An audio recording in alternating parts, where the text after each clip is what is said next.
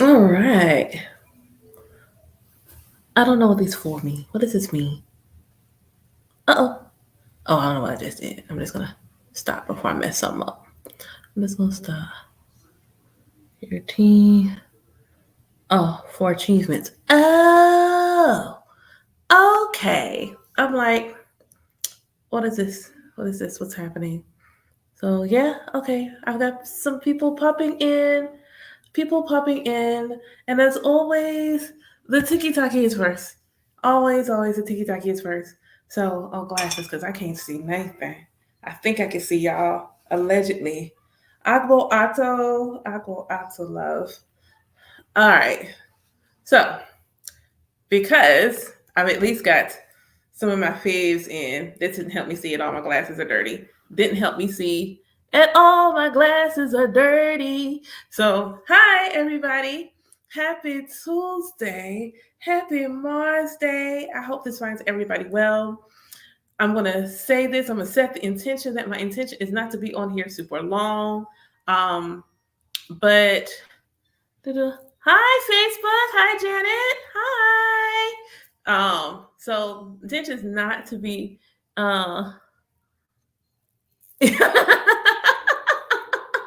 in the tune of good times. Yes, this is gonna be cool. Um, I recently had some reflections around how I feel about initiation. Thank y'all for the likes, TikTok initiation and things like that. And I kind of just wanted to like chat, share, and if I do this in the time frame that my mind thinks of, um, then yeah, I'll definitely have time for some questions at the end.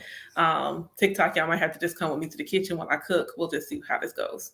So, um, one, like I just want to just share a synchronicity. Like I forgot, or I wasn't actually consciously thinking about the fact that the Lionsgate portal officially actually opens tomorrow, and I'm doing a ritual tomorrow. And I didn't think I would just the date was just like I need to do this on that day. One ain't thinking about it, so I'm really geeked and really excited. Apparently, I'm already in tune with the energy. So Ashe. So when we talk about Orisha tradition, commonly known as Ifa, and a lot of people talk about initiation and things like that. I've always had my feelings and things around initiation, what that means, but in doing some prep work for my godchildren and the way that I want to teach that specific part of their journey to them, it was like I had an aha moment. And so that's what I wanted to share. It's just like my aha, like, oh, this makes so much sense. This is my aha. So there are different layers to coming into the practice in the tradition.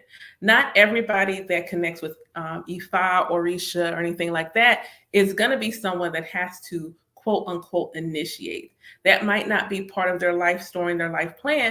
They may just need their toe in. They may just need a little exposure, just a little teensy bit of the Ashe connected to the tradition. And that might be all that they need. And that is okay. That is okay. As long as that's what in alignment for them, that is okay.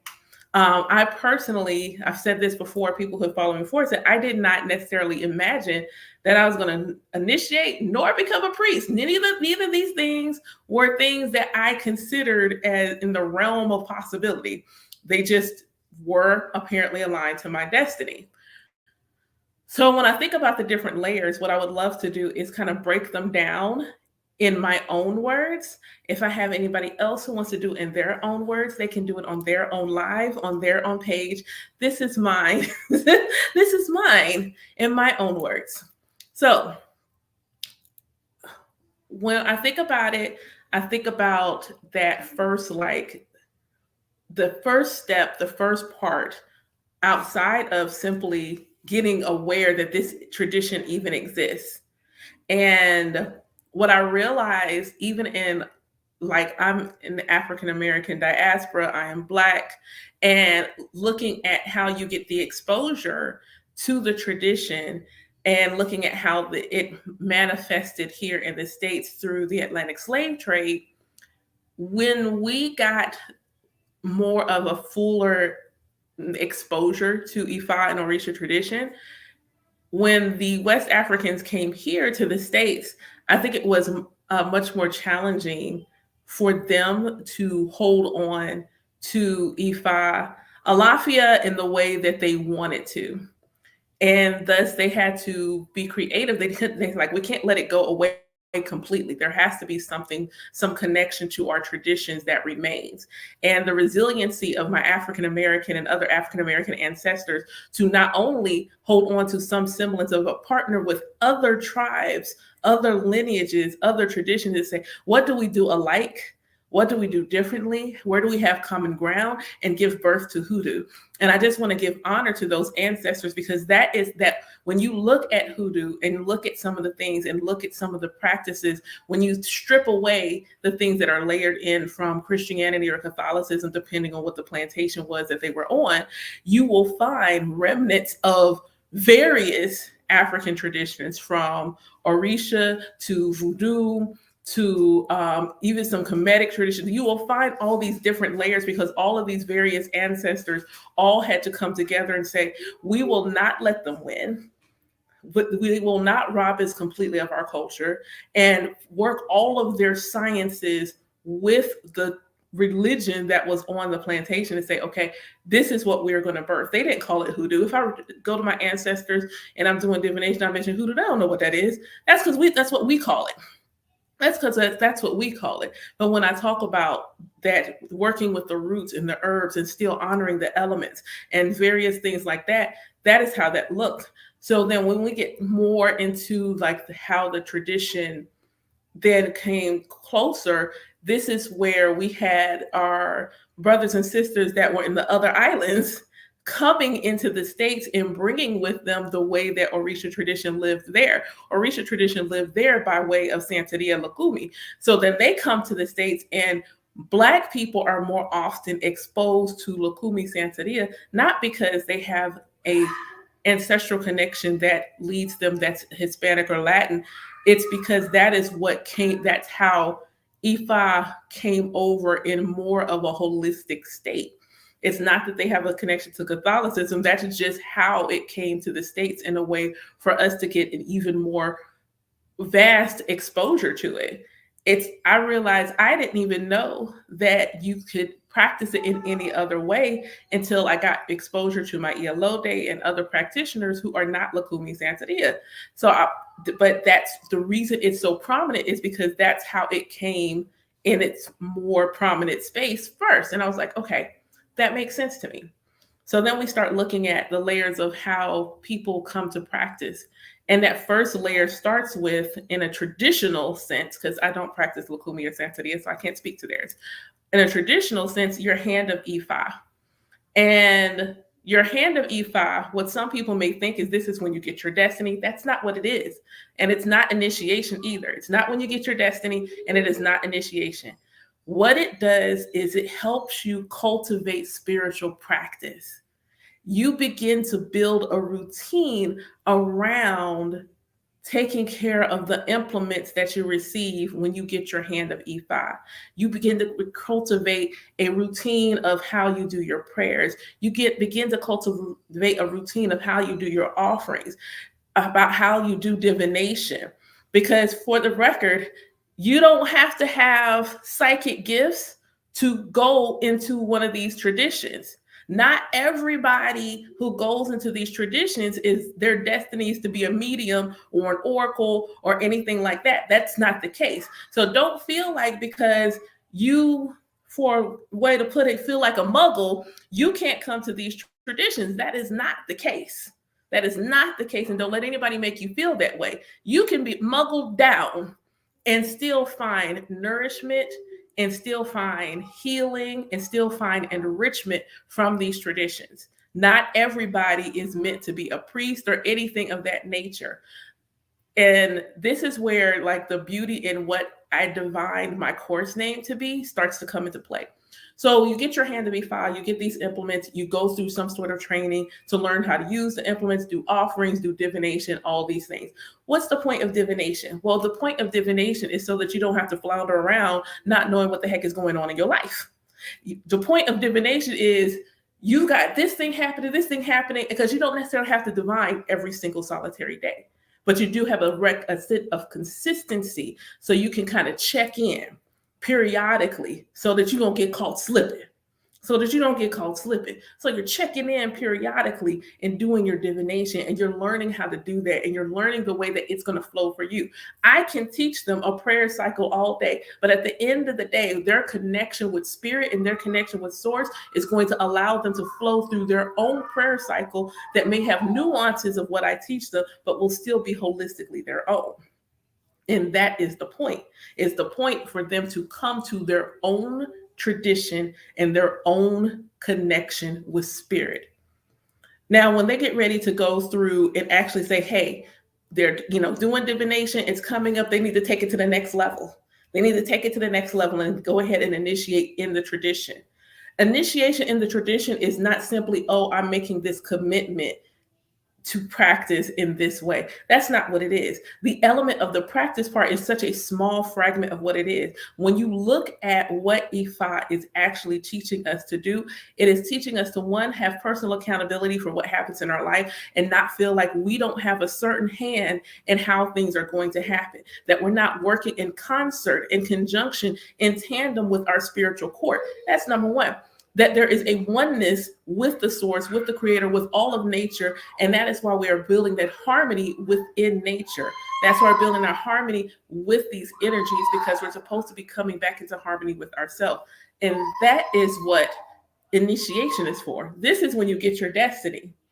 So the divination you get in your hand of Ifa, the way I saw it is like, that's kind of like your birthday number in your numerology chart, maybe the houses in the zodiac signs, like in the chart. That might be like where each zodiac sign is in your chart. It's the supporting energy to your destiny. It's the support to your destiny. This is your destiny, and these are all the things. So it's I would say they are the trunk of a tree. So you're a tree, and your hand of Ifa is the trunk. It's the trunk of the tree.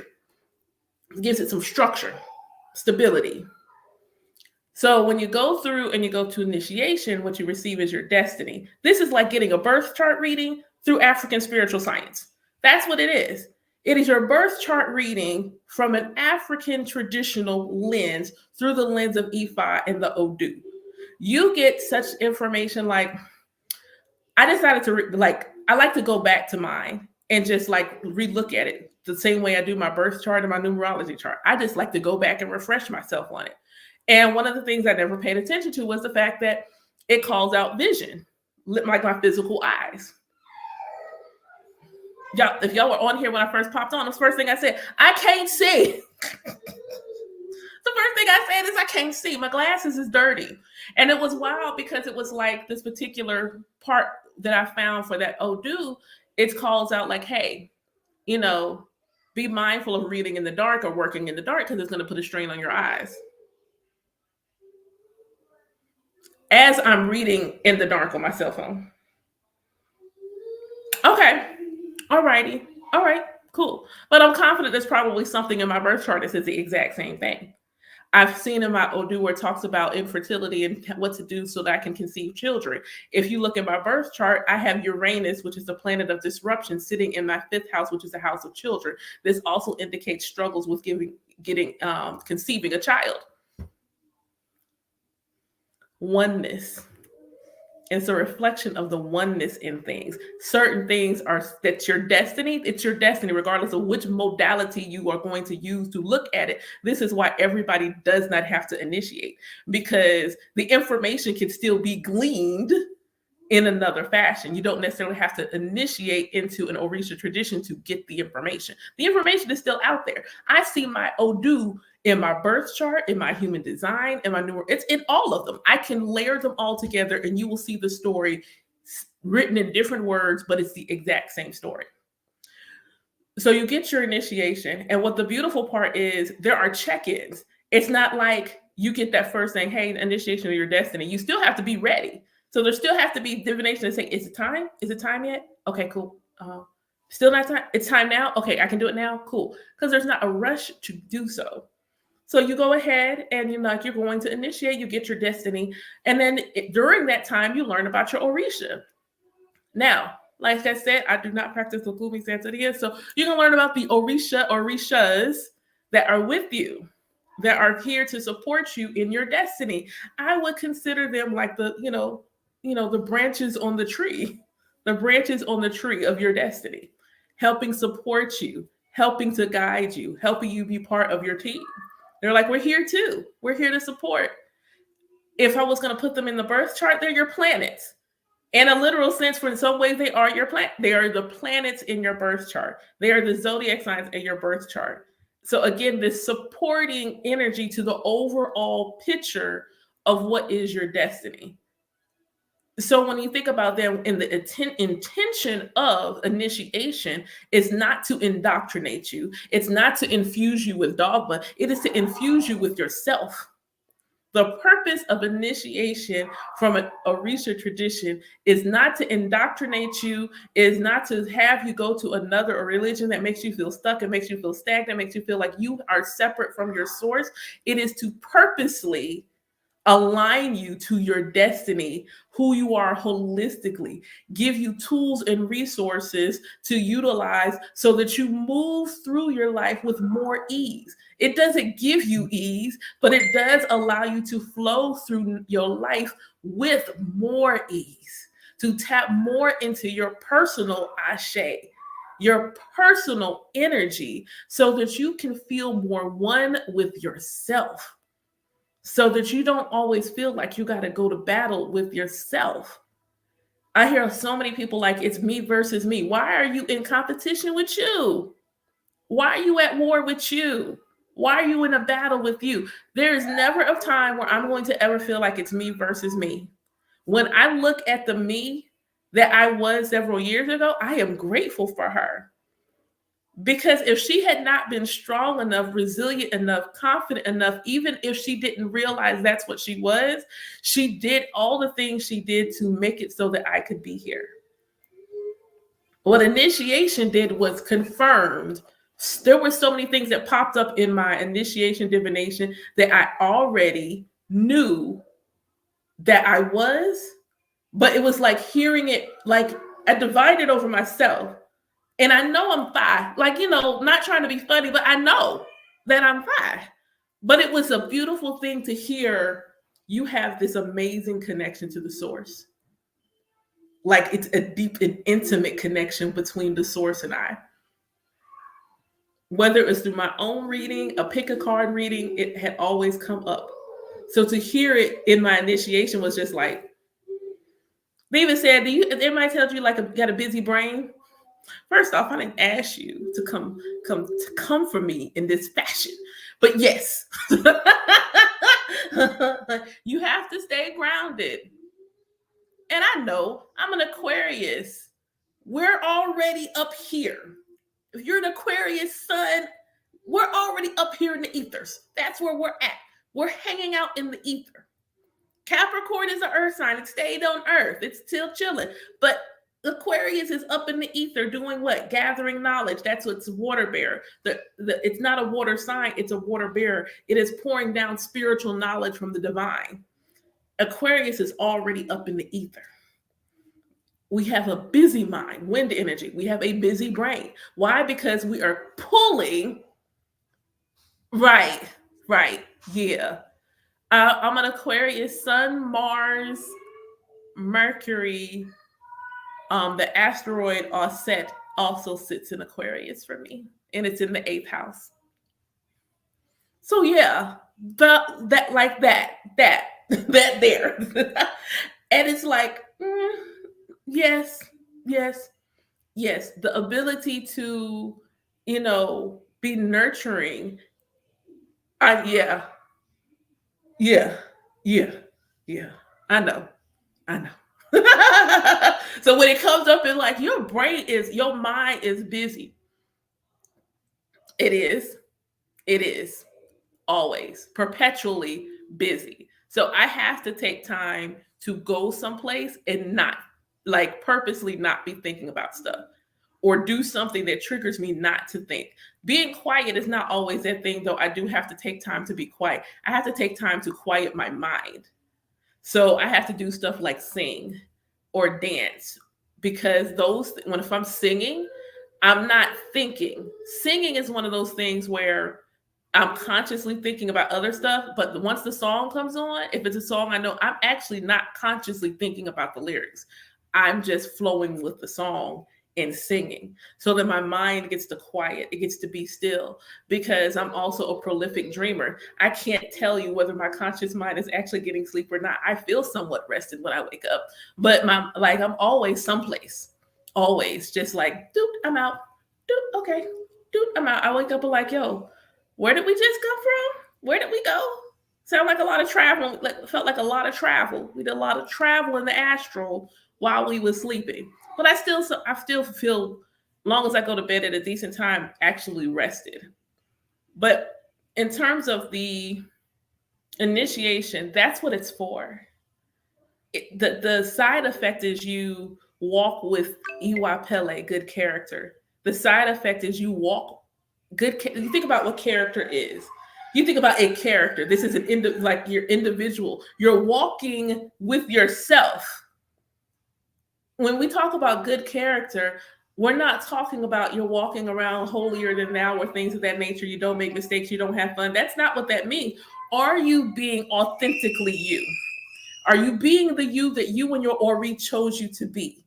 Are you standing in your truth? Are you illuminating your light in the way that you are meant to illuminate it? And what initiation does, thank you for the origami. What initiation does is tells you, hey, this is your light that you're meant to shine. Here's some things that you might run into. Just be mindful of these things. You might attract some of this energy. Be mindful. Thank y'all so much. Just be mindful of these things. But it's the intention at the end of the day is to walk with you, to share more of you. One of the tenets is you learn and then you teach. As you begin to be more of yourself, you will share more of yourself. And in that sharing, you are inherently teaching. It doesn't mean that you have to be someone with a chalkboard it doesn't have to be that. You teach through living your life, through your experiences in a holistic way and showing people it can be done. This is teaching. When I got my corporate job, I was in a really it wasn't the best living situation. I was living with someone who said they were my friend, but they weren't necessarily my friend. They were not. They were not. Thank you for the roses. I don't have my glasses on, so I can't see your name, but please, I like charge it to my eyes and not my heart. Thank you for the roses. But I was living in this situation and I was just getting this job. I was catching a cab to work, but I was resilient. I kept going and I ended up being able to buy my own car. And when I bought the car, they felt a way because, thank you. They felt a way because I wouldn't let them drive my car. First off, side note, I used to have a recurring nightmare of a woman driving me around and we wrecking the car. None of my female friends were allowed to drive me around. Like, I didn't care if it was your car or not. Give me the keys. You can't drive me nowhere. So no, I'm not going to let you drive my new car. It's crazy. It's the car I always wanted. It was a 2013 Chevy Monte Carlo Gold. It looked like my daddy's old 77 Monte Carlo. No, you can't drive my car. So they started locking me out. I would come home because I was working 2 jobs. I'd come home at night and the door would be locked. I remember one night I had to sleep in my car, several nights sleeping in my car, getting up in the morning just in time for them to unlock the door so I could go in and wash and go to work at a corporate job. But I didn't give up. There was a night where I was in the car and there was no way. There was no way for me to ABC Mouse. There was no way for me to use the bathroom. So I had to find and hide and make sure nobody was in the parking lot and go use the bathroom on the side of my car. All of this is going on and I'm not telling anybody at the office. I'm going to the office and doing my thistle. I got a promotion before I even hit 1 year. I got another promotion before I hit 2 years. Eventually, I ended up being able to move back home with my parents because I stopped being stubborn and, let them help me. But I could tell somebody your living situation, whether you are sheltered or not, it does not have to be your whole story. You could come out of that. I feel very fortunate that anytime I was unsheltered, I always had a vehicle. Every time I was unsheltered, I always had a car. So I was always able to move about, go someplace and wash up, go someplace and do these things. And so that way I could go to work or go wherever and people not necessarily know that I had slept in my car the whole night. That is teaching. That's what teaching can look like. Teaching could be you be somebody who have been self-conscious about speaking because you grew up with a mild stutter and a slight lisp and you were self-conscious about your gap. And so then you force yourself, even through the fear and like the anxiety, to come on TikTok, go live and smile. Not worried about whether or not what someone's going to say or do. That could be teaching. So understand, what's wrong with you? I'll let you hold it in 5 minutes as soon as I'm done. Okay? You'll get a turn next. Thanks. I appreciate it. Thanks. You're awesome. So awesome. So understand, if you are someone who is in the process, has been thinking about it and things of that nature, it is not to give you dogma. It is to help you return to yourself, to help you illuminate yourself, to help you illuminate you.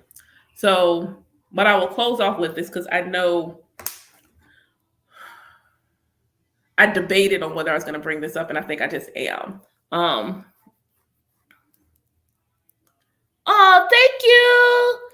Okay, hold on, make my eyes focus.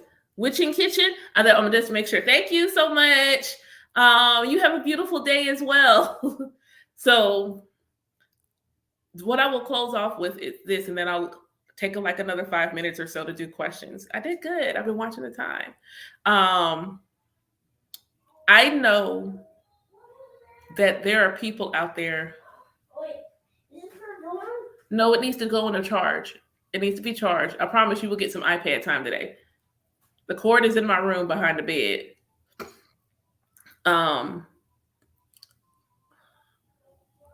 If you feel the call, but you also feel a strong need to be respectful of traditions, go to someone reputable. Don't just go to anybody. Let your Ori guide you. Let your ancestors guide you.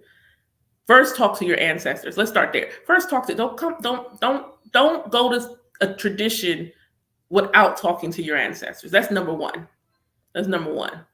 You may feel a call to nature. And inherently, with the Orisha being a part of nature, that is where that will sense. But go to your ancestors for clarity. Then you go to, ideally, an elder that kind of look like me. Don't have to be me, but they should look like me. You get the drift. And get divination and see if you're hearing the call correctly. Because you may be getting the call. And that too is okay. And be prepared to have to do inner work that's going to take you into the recesses of your ancestral lineage to find out why this call is coming. To see, like, what is it that you are meant to do? What healing are you meant to do, not simply on your side of the family, but potentially on the side of the family where you have ancestors that may not have been so nice to ancestors that look like me. There may be some healing work and some transformation needing to happen, and that is being facilitated through you. So for me, it's about doing it the right way. I have a god sibling who is an amazing owl, amazing. And they're white, amazing. And know that I don't play about that one there. I don't play. because I know wafting in Shango energy, just wafting in it. It's amazing. But they are so respectful. When I listen to them talk about the tradition and how they feel about anyone like them coming to the tradition, they're super respectful. After Jaheen, it'll be your turn next. I will let you can have a turn in a few minutes. Oh, did you say she restores from the iPad? In 5 minutes. 5 minutes. 5 minutes. I promise. 5 minutes. Because you're right. You need a turn. So 5 minutes. 5 minutes. Set the timer. 5 minutes.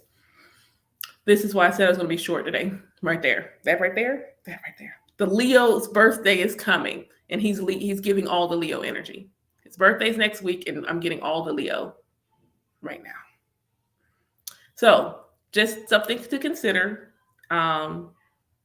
because it's not that it just needs to be done in a way that's respectful. That's what I will say. All right. So I told him 5 minutes, which means y'all have 5 minutes to ask me something, and I will hopefully have an answer. I won't say I'll have an answer to every question, but if you have questions, you got 5 minutes to throw some at me, and if I can answer it, I will. And no, I'm not doing any readings right now because I only have 5 minutes. Yay. So, but you can't ask me. One way to say so would ask me. The reason I named the title is Is the storm with the timer fast? No, because I can't set the timer fast on the stove right now.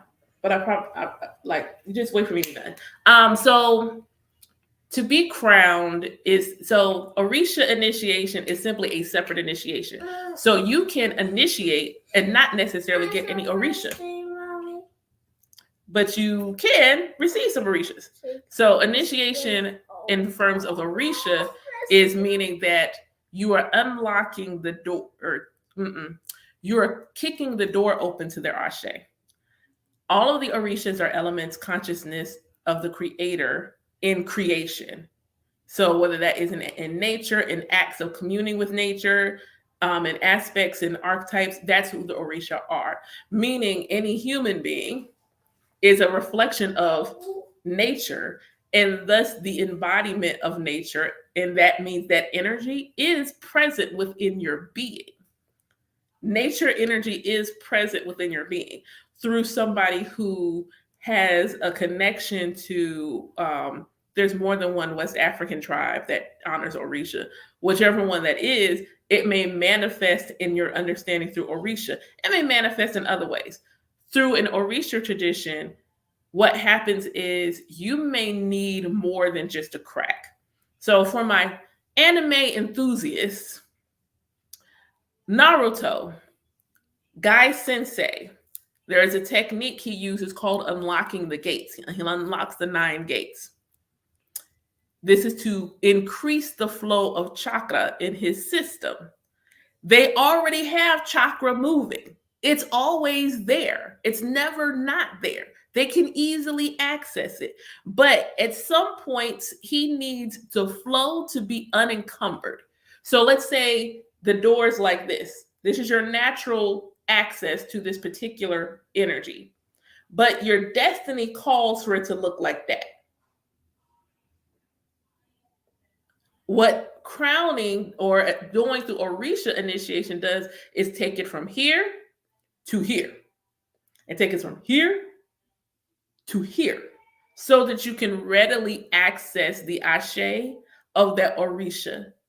It's always there. If you breathe in, breath, that is associated with Oya. You breathe in, it is always there. It's always there. If you are really good, have a great sense of direction, like a really great sense of direction, Ochosi, it is always there. If you are a natural herbalist, a root worker, Osayin, it is always there.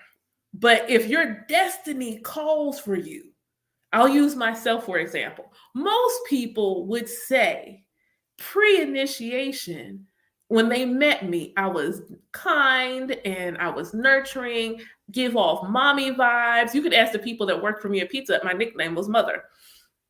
Like, always, that's always been present. I am a Cancer rising. That energy is always present.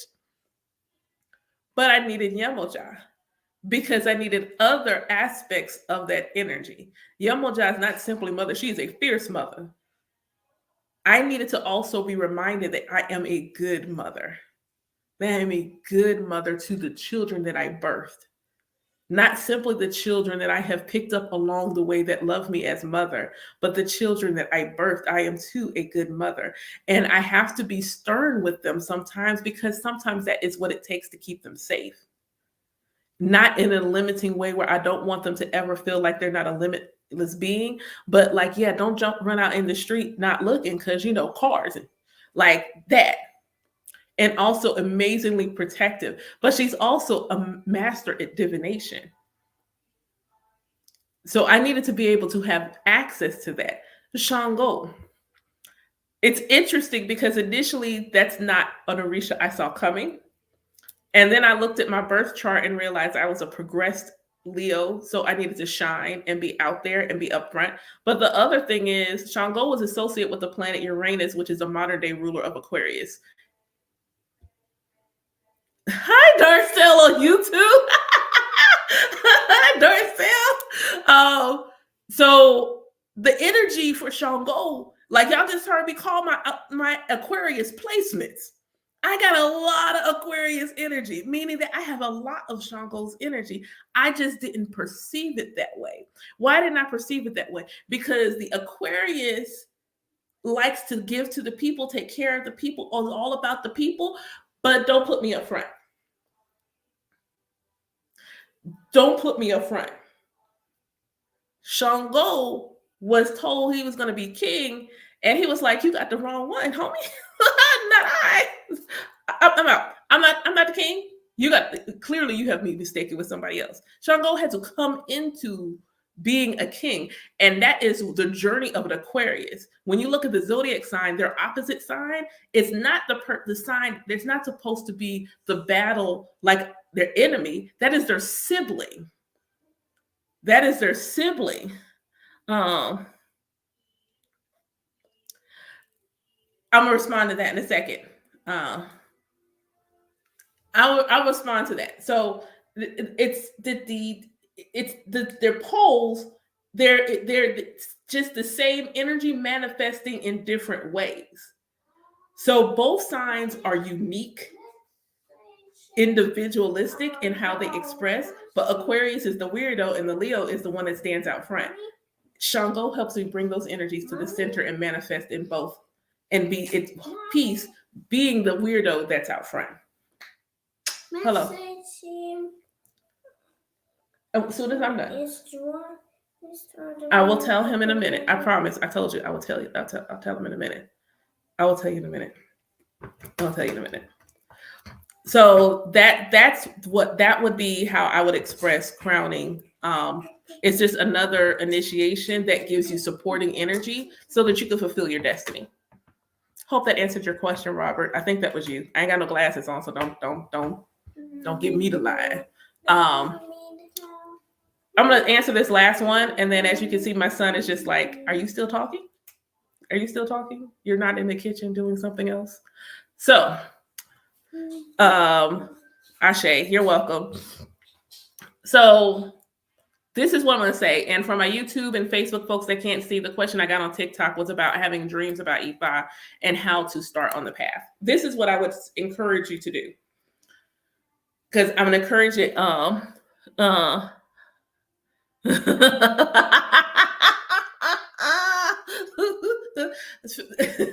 happy to be of assistance anytime, Darcel. Okay, so the question was about the tradition being gatekept. One thing I want everyone to understand is the reason why that energy is still present. I want you to think about the difference between practicing something in your home. Think about this in a different way. When you're at home, chances are you can walk around half dressed, scratch your butt, all the good things. I could do all these things in the privacy of my home around people that I'm familiar with and comfortable with, that I trust, with ease. But I can't do that out there. I can't do that out there. I can't do that out there. So think about our ancestors, or at least the African ancestors, who were told, if we catch you doing ... you will be unalived. If we catch you doing ... you will be unalived. I told one of my godchildren, this is why if they were to go with someone, because they are visually not of an African lineage, looking at them, they got a little bit there, but this will be why people feel away, because the people we know who look like this, who have been able to use their privilege to go to the continent in a way that we may not be able to do, go to the continent, receive these ceremonies, initiations, and then are able to use their privilege to publish the knowledge and monetize that experience. And we are still trying to figure out how to even get connected. There is a pain, there is a frustration, there is a wound when it comes to the relationship between sharing knowledge, because we do want people to know. We don't want it to be demonized. We want to talk about the tradition in a way where people understand the truth and the light that is Orisha tradition, and understand the beauty of it and how it brings you to yourself. But there's also a fear of the wrong people coming into contact with it and besmirching it and making it to something that it is not. And when you look at some of these places, that's what's happened. When you look at some of these things, that's what happened. This is where coming into the tradition, for me, happened in such a beautiful manifestation. Because if you weren't on the beginning, I didn't think I was going to initiate. But I did want a connection with Orisha. So I looked and I read books and I studied. And because I have a psychic gift and I am exceptionally intuitive, I divined on what didn't make sense to me. This doesn't feel right. Is this accurate? So that I could get the expression of Orisha and Ifa that I was meant to commune with. And because I was already doing that work, by the time I met my Iyalode, her first words to me in the moment she did my divination is, you are already living Ifa. You are already walking in Iwapele. You're already there. For me, initiation was simply formalizing the relationship that was already established. I was already doing the things. As you learn and do more, you need to set intention with your Ori.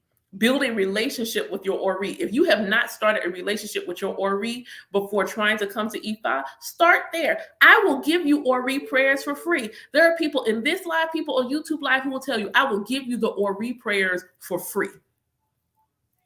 I will give them to you for free. You could go to my website, read about what Ori is in a very just easy to digest sense, in an easy to digest, uninitiated sense. And if you message me on my website, I will send you the prayers for free. Do that every day. Honor your Ori. Start cultivating a relationship with yourself. Learning who you are, because initiation is giving the destiny to you. It is about teaching you and showing you who you are. So if it's about learning who you are, you need to show a thirst for learning who you are and who are you as the source of all existence walking around in a human vessel. As you start to do that work, you will attract the elder that is meant to. And understand your elder, did you just put some in your mouth, child? I don't know. Is not necessarily in your town. My Iyalode live in Baltimore. I live in Georgia. And yes, I drove 10 hours to get to her to go through ceremony. They may not be in your town. At this moment right now, my godchildren that have sought me out before I thought I was even ready, none of them are in Georgia. Right? I'm sorry, I have one. Actually, I can't count her because she didn't come to me for Ifa. She came for me just to help her spiritually. But the ones who specifically came to me for, none of them are in Georgia right now. Not a single one. Not a one. Not a one. I have actually had to come up with a way to help them cleanse their Ori virtually. How to help walk them through that ceremony virtually. I am most grateful for Ifa for giving me that download. But they're not here. They'll come here for initiation, but they don't have to come here for Hand of Ifa because you do not have to be physically present to receive your Hand of Ifa. So they don't have to come to me for that. The only thing they have to come to me for is the ceremony for their initiation and to receive their Orisha. That's Mommy, it. are you done? That's it. That's it. Why? Because in the spiritual realm, there is no Mommy. such thing as time and space. Mommy, are you done? That's a physical reality construct. Mommy. I'm almost done. I'm almost done. So yeah. That will be my, and if you're just still looking for one and if you're not married to having one there, you could always go follow my content and read my website. And if you're looking for somebody, you can always talk to me. Get a divination and see if it's truly that's what the call is. Even if it's not through me, you can always come to me, get divination, and I can at least give you a clarity on are you being called or not? Is it time or yes?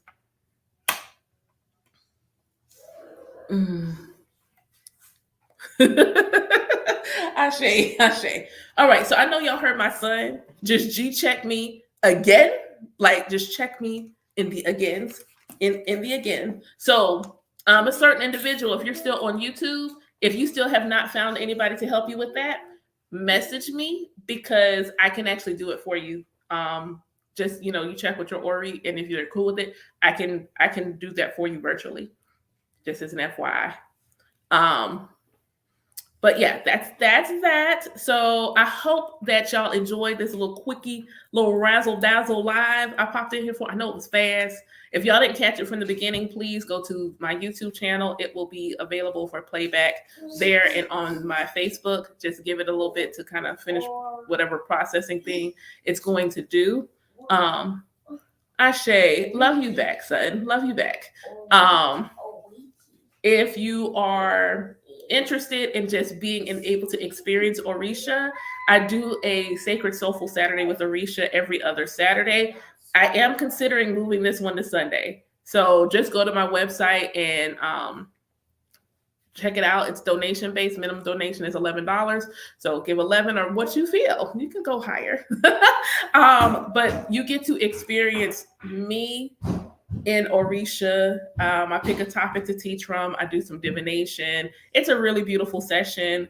I enjoy sharing it. It is part of my ministry. So if you feel so called, and it's also a good way to kind of experience Orisha tradition without being in the tradition, not having to go to like something where they're doing divination, but just simply go and be immersed in the Oriki and Orisha and Ifa and see what that experience is like, to even see like, okay, I feel like I'm called, but I really don't know what I'm being called to. This is a way where you can kind of get a sense of what it is that you're actually being called to, if that makes sense. But I hope that y'all enjoyed it. My son has found a way to fold himself up into a cooler. So in that respect, I'm going to go because clearly I need to go be mommy now. But thank y'all so much for the thank you so much for the likes and the gifts. I love it. I love y'all. I needed this dopamine. So thank you so much. Y'all have a beautiful evening. Take care.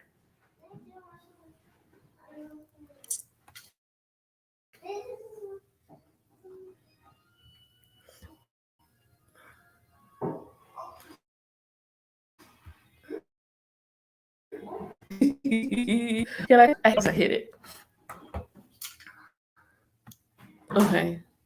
Okay. Can I end this? Okay, there it goes.